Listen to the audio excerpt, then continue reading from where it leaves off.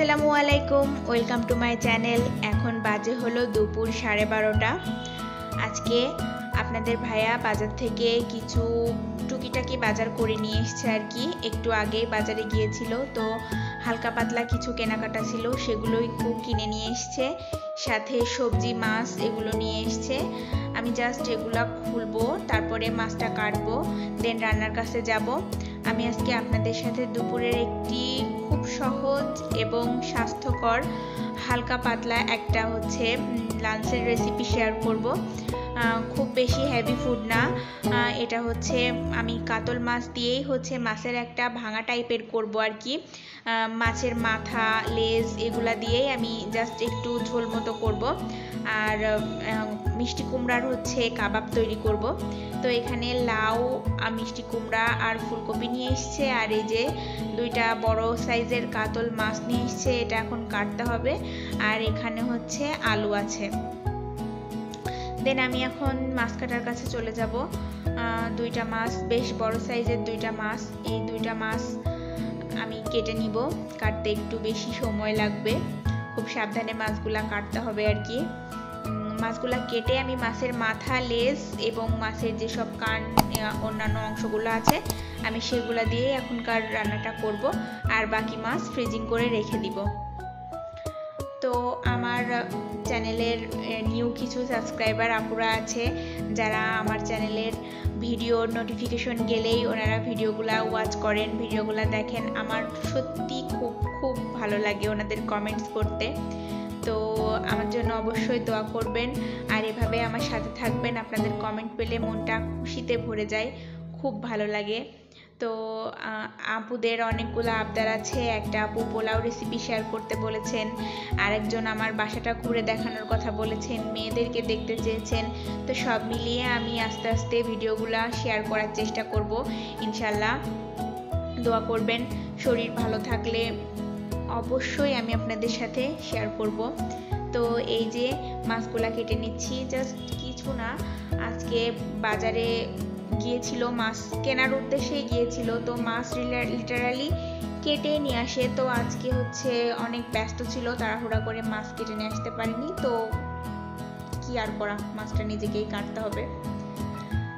তো যেদিন বাজারে হাতে সময় নিয়ে যায় সেদিন মাছ কেটে বেশ সুন্দর করে ওরা প্যাকিং করে দেয়, কিন্তু যখন মাছ কেটে নিয়ে আসে না, ওটা খুবই কষ্টকর হয়ে যায় আর কি কাটা। তো সেই দিক থেকে মাছগুলো আমি একে একে কেটে নিচ্ছি। এই তো মাছ সবগুলো কাটা হয়ে গেছে। আমি মাছের লেজ, মাথা আর মাছের কানগুলা দিয়ে এখনকার রান্নাটা করব। আর বাকি মাছগুলো খুব সুন্দর করে পরিষ্কার করে ধুয়ে আমি ফ্রিজিং করব। দেন রান্নার কাছে যাব। ওইদিকে আমার পেঁয়াজ, বাদবাকি মশলাগুলো তৈরি করা হয়ে গেছে। জাস্ট রান্নার আগে ওগুলাকে বেটে নিব আর রান্নাটা করে ফেলবো। এই তো মাথা, তারপরে বাকি যে সবগুলো আছে ওগুলা নিয়ে নিব আর বাকিগুলা প্যাকেট করব। আজকে সকাল থেকেই ইচ্ছা ছিল যে রেসিপি কিছু একটা শেয়ার করি, তো মনে হলো যে আজকে কোনো হেভি ফুড করব না, যেহেতু লাঞ্চে আমি সাধারণ যেই মাছ ভোনা আর মিষ্টি কুমড়ার কাবাবটা তৈরি করব। তো সেই দিক থেকে ভাবলাম এটাই আপনাদের সাথে শেয়ার করি। অনেকেই আছে লাঞ্চে বেশি হেভি ফুড পছন্দ করেন না, তাদের জন্য অবশ্যই কাজে লাগবে। বেশি মশলা দিয়ে না, জাস্ট হালকা পাতলা মশলা দিয়ে আমি রান্নাবান্নাটা করব। তো এদিকে আমি পেঁয়াজটা সুন্দর করে শিলনোড়াতে বেটে নিচ্ছি। আপনারা চাইলে মিক্সিতে করে নিতে পারেন। আমার শিলনোড়াতে, কেন জানি না, শিলনোড়াতে বাটা মশলাই রান্না করলে রান্নাটা টেস্টি হয়। আগেকার আমাদের মা দাদির আমলের যুগেই তো এই শিলনোড়াটা বেশি প্রচলিত ছিল। এখনো গ্রামে শিলনোড়া প্রচলিত আছে। তো সেই দিক থেকে আমরা শহরে থাকি, তো এখানে তো মিক্সারের প্রচলনটাই বেশি। তো এখানে আমি কড়াই দিয়ে দিয়েছি সরিষার তেল। এখানে আমি পেঁয়াজ দিয়ে দিচ্ছি, পেঁয়াজটাকে ভেজে নিব। জাস্ট হালকা ব্রাউন কালার আসলেই আমি বাদবাকি মশলা এখানে অ্যাড করব। আমি আজকে মাছটা পুরোপুরি অন্যরকম স্টাইলে রান্না করব। মাছ আমি ভেজে নিব না, জাস্ট মশলা দিয়ে মাখিয়ে ম্যারিনেট করে আমি এখানে দিয়ে দিব। তো আমি তেলের মধ্যে তেজপাতা দিয়ে নিয়েছি জাস্ট ফ্লেভারের জন্য। একটু নেড়ে পেঁয়াজটায় কালার আসলেই আমি হচ্ছে মাছগুলো দিব। তো এখানে আমি মাছের মধ্যে অ্যাড করছি লবণ, স্বাদ মতো লবণ দিয়ে নিব। তারপরে দিব হচ্ছে মরিচের গুঁড়া দিয়ে সুন্দর করে মাখিয়ে নিব। আর এগুলো হাত দিয়ে সুন্দর করে মাখিয়ে আমি যেই পেঁয়াজ আর জিরা বেটে রেখেছি ওটাও এখানে দিয়ে আমি হচ্ছে মাখিয়ে নিব। জাস্ট কিছু না, সিম্পল একটা রেসিপি। হাতে মাখিয়েই জাস্ট চুলাতে দিয়ে পানি দিয়ে দিব, ব্যাস রান্নাটা হয়ে যাবে। অনেক মজা আর অনেক স্বাস্থ্যকর একটা রেসিপি। আপনারা বাসায় অবশ্যই ট্রাই করবেন, আমার মনে হয় আপনাদের ভালো লাগবে। তো আমি এটাকে মাখিয়ে নিয়েছি। এবার আমি আরেকটু মরিচের গুঁড়া অ্যাড করছি, ঝালটা যাতে আমার পরের আর না দেওয়া লাগে। তো সেই ক্ষেত্রে আমি একটু মরিচের গুঁড়া আর একটু অ্যাড করে নিলাম। তো এখানে এই যে আমার পেঁয়াজে ব্রাউন কালার চলে এসছে। এবার আমি মাছগুলো দিয়ে নিব। জাস্ট মাছগুলো দিয়ে হালকা হাতে এগুলাকে নেড়ে নিব। এমনি তো মাছ আমি লাস্টে যখন রান্নাটা শেষ হবে তখনই মাছগুলা ভেঙে জাস্ট ভাঙা টাইপেরই একটা করে ফেলবো। তো সেই ক্ষেত্রে এটাকে ভালোভাবে নেড়ে হালকা একটু হাতে কষিয়ে আমি হচ্ছে পানি অ্যাড করে দিব। তো এই যে দেখতে পাচ্ছেন পানি দিয়ে দিলাম। জাস্ট অল্প একটু পানি দিয়ে কষিয়ে, আগে আমি কষিয়ে নিয়েছিলাম, তো আর একটু পানি দিয়ে মাছটাকে রান্না করতে হবে। অনেকেই ভাবতে পারেন আপু মাছ না ভেজে কেন রান্না করলা, এটা কি খেতে ভালো হবে? তো আমার মনে হয় আপনারা জাস্ট একটিবার ট্রাই করবেন, দেন অনেক অনেক মজা হবে খেতে। তো এখানে একটু মানে রেস্টে রেখে আমি সুন্দরভাবে এটাকে রান্না করে জাস্ট একটু ঢেকে মানে মিডিয়াম টু লো আঁচে রান্নাটা করতে হবে।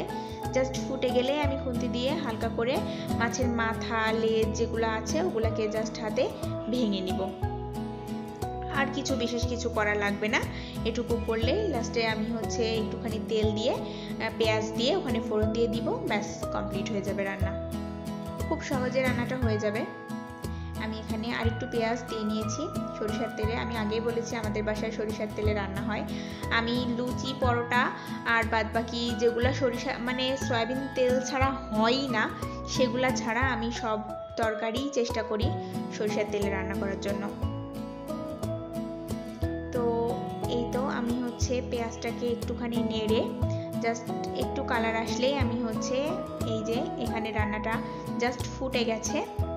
একটু হওয়ার পর 10 মিনিট আগেই এই পেঁয়াজ আর তেলটাকে আমি একসাথে করে দিয়ে দিব। দেখতেই পাচ্ছেন মাছগুলো পুরোপুরি সিদ্ধ কষানো, মানে একরকম একটা পর্যায়ে চলে এসছে যেটা দেখতে খুব সুন্দর লাগছে। তো দেখতেই পাচ্ছেন আমার রান্না প্রায় কমপ্লিট। তো এই পর্যায়ে আমি হচ্ছে জাস্ট একটু হালকা হাতে নাড়াচাড়া করে মশলাগুলোকে পেঁয়াজ আর তেল যেখানে গরম করে নিলাম, ভেজে নিলাম, ওটা ভিতরে অ্যাড করে দিব। তাহলে আমার রান্নাটা হয়ে যাবে। আমি অবশ্যই আমার নিউ সাবস্ক্রাইবার আপু সিনহা আপু, উনি আমাকে কমেন্ট করেছে যে আপু সহজভাবে পোলাওয়ের রেসিপি আমাদের সাথে শেয়ার করো। আমি অবশ্যই করব। তো এই তো এদিকে হচ্ছে আমার মোটামুটি কমপ্লিট। এইটা পেঁয়াজ আর তেলটা আমি পুরোপুরি মাছের মধ্যে দিয়ে দিলাম। জাস্ট এবার একটু হালকা হাতে নেড়ে নিব, নেড়ে নামিয়ে নিব। এবার আমি মিষ্টি কুমড়ার যে কাবাবটা তৈরি করব সেটার জন্য হচ্ছে প্রিপারেশন নিব। তো আমি এই তো রান্নার ফাইনাল লুক, জাস্ট ওয়াও। তো এইদিকে হচ্ছে আমি ফ্রাইং প্যানে হালকা একটু পানি দিয়ে নিলাম, জাস্ট অল্প, হালকা সিদ্ধ হবে মিষ্টি কুমড়াটা।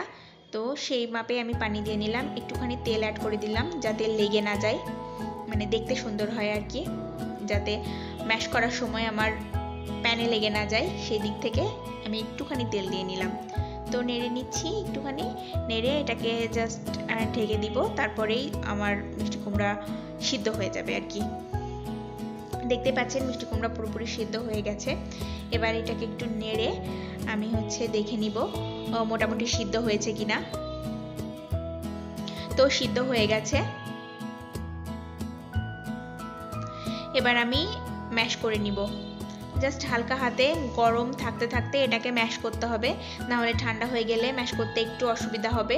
তো এইদিকে ম্যাশ করে আমি হচ্ছে সুন্দরভাবে একটা ডো তৈরি হবে না, তবুও একটু হালকা হাতে এটাকে ম্যাশ করে নিব। জাস্ট হয়ে গেছে। এবার আমি এই কাবাবের মধ্যে কি কি মশলা অ্যাড করব আপনাদের দেখিয়ে দিব।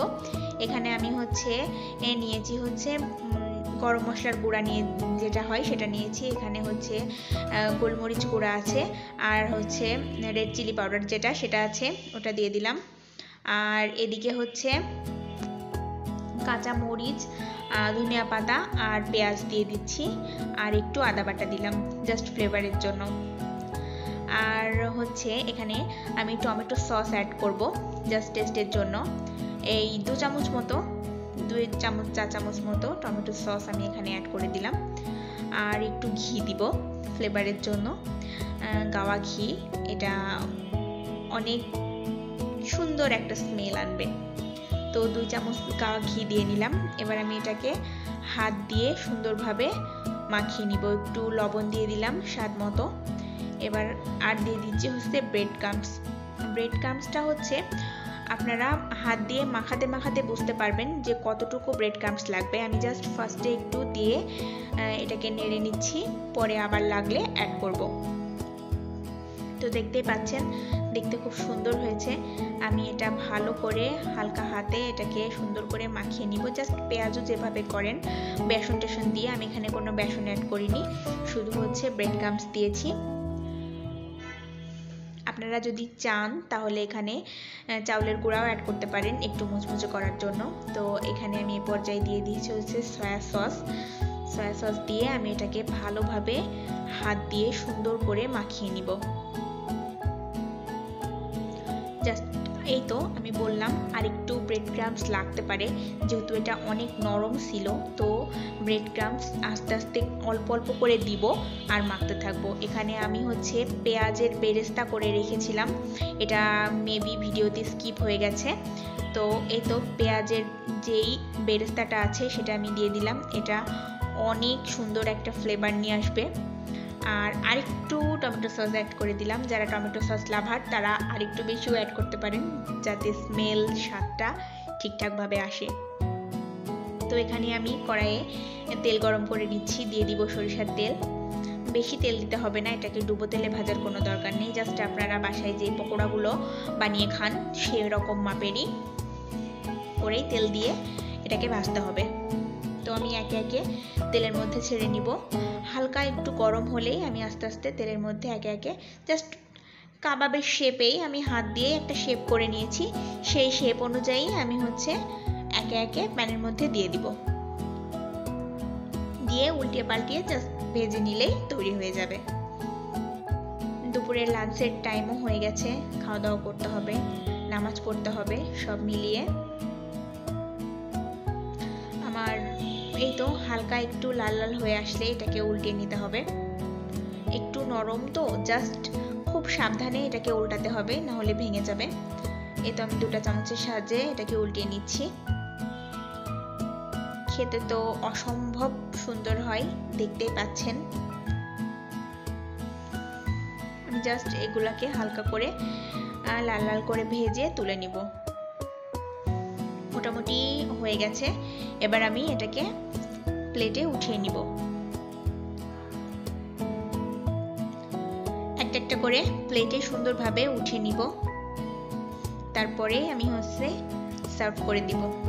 তো আজকের এই সহজ স্বাস্থ্যকর রেসিপিটা আপনাদের কেমন লাগলো আমাকে অবশ্যই কমেন্টে জানাবেন।